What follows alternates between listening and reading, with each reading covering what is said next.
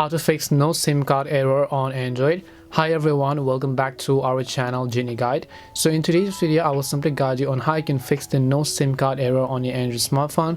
So just make sure to watch this video till the end. So if you have a smartphone or your Android phone and then you insert SIM card into it, it simply says no SIM card, right? So why does this happen in the first place? The very first reason this could happen is due to a faulty SIM. So make sure that your SIM card is actually working fine. If you're not sure if your SIM card is working fine, try to insert it to some other phones if you have, and then just see if the other phone gives you the network. Because if it doesn't, then it means that your SIM card is damaged, but if it does, then it means that the Android phone system tray or your software could be damaged. So very first thing you want to make sure is just simply reopen and then reinsert the SIM card. Once you reopen and reinsert the SIM card, there are a couple of things you can do from within the settings application itself. So over here you want to simply go to settings and then go to the option called connections.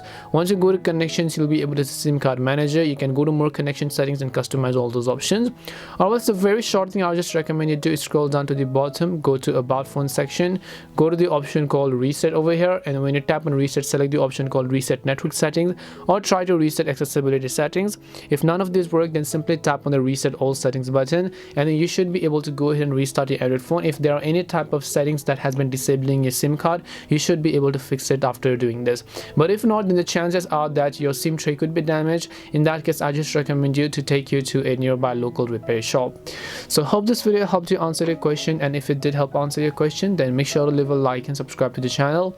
If you have any more questions though, feel free to leave them down. Thank you very much for watching till the end, and see you in the next video.